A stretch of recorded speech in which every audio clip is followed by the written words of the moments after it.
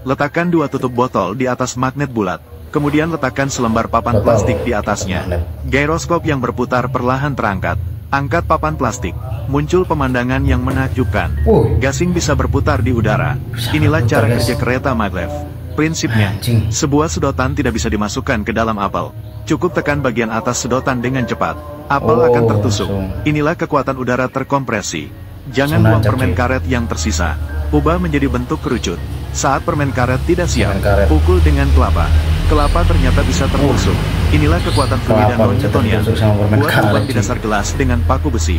Begitu dipukul, langsung pecah. Namun jika gelas diletakkan di dalam air, ia dapat dengan mudah membuat lubang. Ini memanfaatkan gaya redam air. Jepit selembar kertas dengan 2 magnet. Ambil sebuah paku besi dan sebuah baterai kering. Hubungkan kabel ke kutub positif baterai dan magnet. Kertas berputar dengan cepat. Inilah prinsip dasar dari kipas angin. Masukkan 2 pensil ke dalam air garam. Ujungnya menyentuh kutub positif dan negatif dari baterai 9 volt. Kamu akan melihat hidrogen dan oksigen yang dihasilkan dari air. Inilah efek elektrolisis. Isi botol dengan beras. Ambil sebatang sempit dan masukkan dengan cepat. Ternyata bisa mengangkat sebuah botol beras. Inilah gaya gesekan.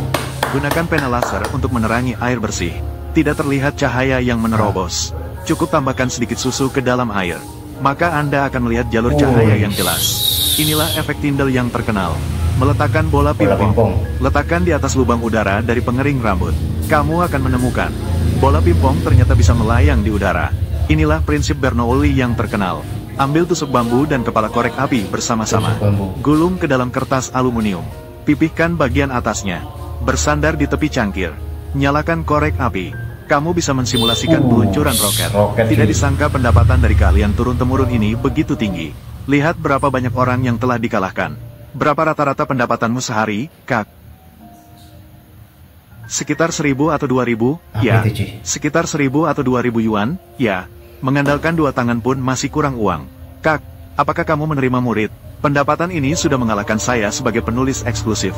Meskipun pendapatannya tinggi, tapi ketika mencairkan dan menuang kecetakan, itu juga sangat berbahaya. Karena banyak orang mengatakan menggunakan panci aluminium itu berbahaya. Jadi, banyak pengrajin telah meninggalkan industri ini. Sekarang hanya bisa dilihat di pasar desa. Baru ada kesempatan untuk melihatnya. Pengrajin melelehkan kaleng bekas. Setelah menghilangkan kotoran di atasnya, bisa langsung dituangkan ke cetakan. Kotoran harus dibersihkan dengan baik. Kalau tidak, produk jadi akan memiliki cacat atau rongga. Setelah dituangkan, lihat dalam 1 menit. Sekali lagi, panci aluminium baru keluar dari cetakan. Kemudian melalui proses pemolesan dan perapian sederhana. Pelanggan hanya membayar biaya jasa sekitar 20 yuan. Dan puluhan kaleng minuman. Maka bisa membawa pulang panci aluminium yang dapat diwariskan 3 generasi. Selain bisa mencetak panci aluminium, sebenarnya juga bisa membuat berbagai barang kebutuhan sehari-hari. Saya ingat waktu kecil, teman sekelas meminta pengrajin untuk membuatkan sebuah pedang. Kemewahan dia saat itu membuat saya tidak bisa melupakan hingga kini. Saat itu belum ada produk jadi seperti sekarang. Cetakan semuanya dibuat dari tanah liat merah di tempat. Pelanggan membawa panci tua yang sudah sering digunakan dan nyaman dipakai. Pengrajin kemudian akan menggunakan panci ini untuk membuat cetakan di tempat. Melelehkan panci tua kemudian menuang ke cetakan. Maka akan membuatkanmu sebuah panci baru yang persis sama dengan yang asli. Pencetakan panci aluminium yang sering bisa dilihat saat kecil. Orang pemotong dan orang penjaga pisau. Es krim di bawah selimut.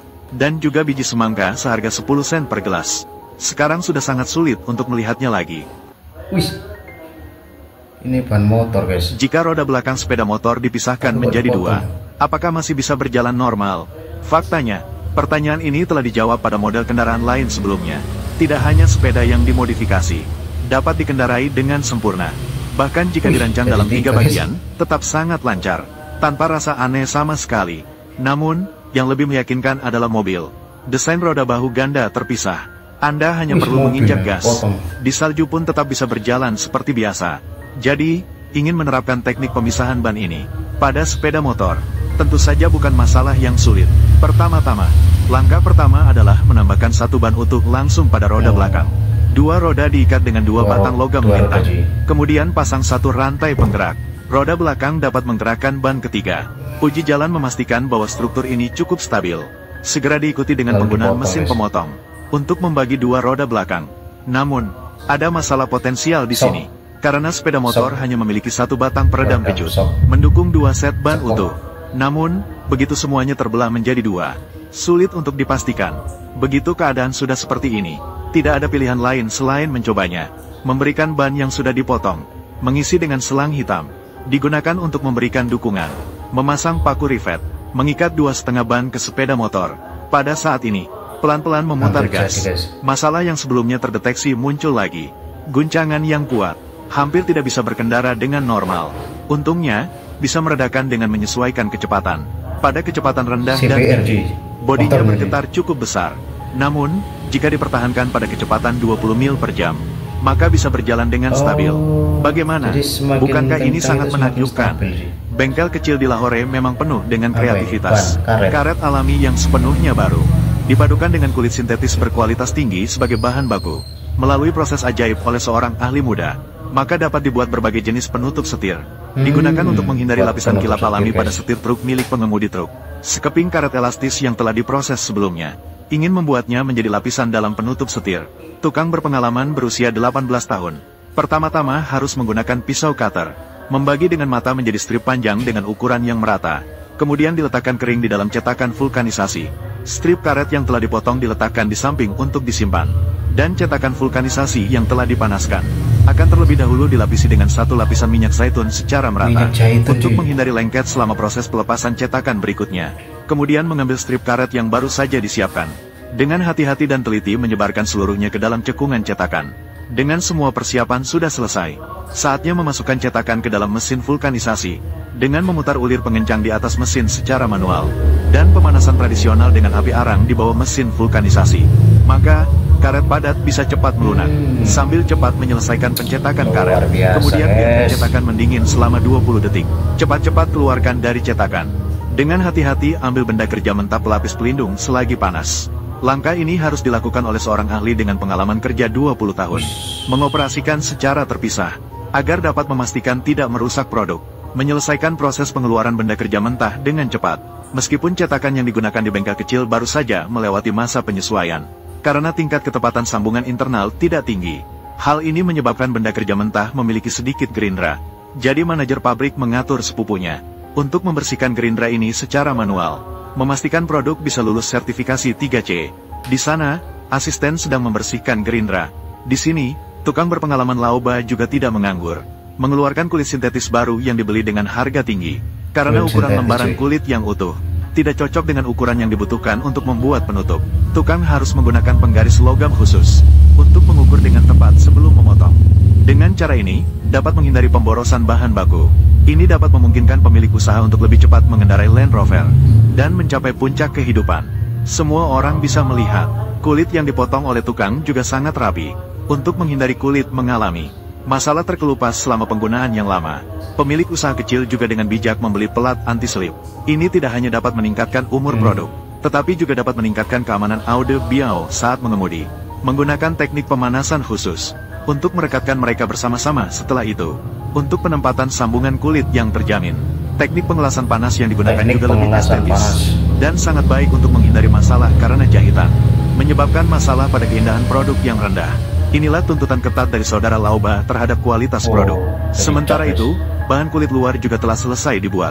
Sekarang saatnya untuk menggabungkannya dengan lapisan dalam yang telah diproses. Dan langkah ini harus dibantu oleh kaki atlet dari master, agar dapat memasangnya secara sempurna. Setelah pemeriksaan yang teliti dipastikan tidak ada masalah, kemudian membersihkan kotoran minyak di permukaan kulit. Laoba juga harus menggunakan mesin jahit yang merupakan mas kawin ibunya. Mesin jahit dari tahun 2002. Menggabungkan bahan kulit luar dan lapisan dalam dari karet elastis tinggi. Dengan menjahitnya menggunakan benang nilon khusus.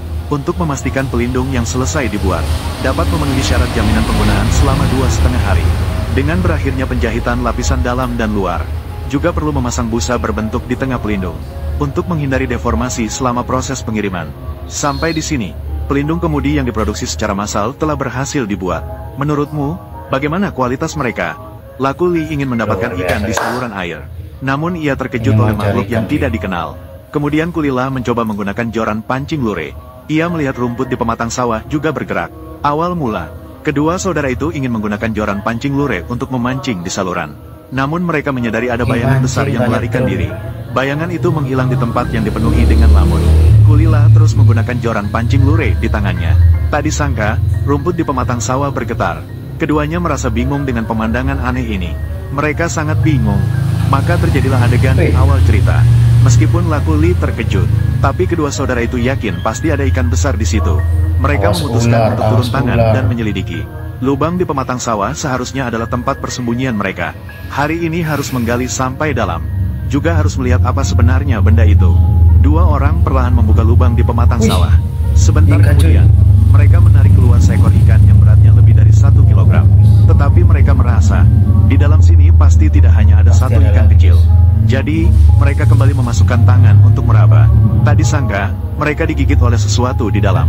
Kedua bersaudara itu memperlebar lubang tersebut. Laku Li langsung memasukkan tangannya untuk meraba di dalam. Luar biasa. Apakah di dalam ada ular?